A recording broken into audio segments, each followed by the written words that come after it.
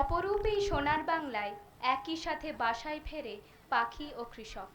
সোনার ফসলের এই দেশে সোনার থেকে দামি বন্ধনে আবদ্ধ মানুষের সাথে মানুষ।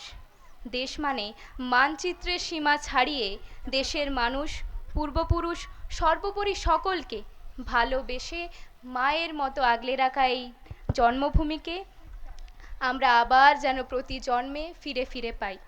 এই বিষয়ে একটি সুন্দর নৃত্য প্রদর্শন করবে আমাদের প্রথম শ্রেণীর খুদেরা।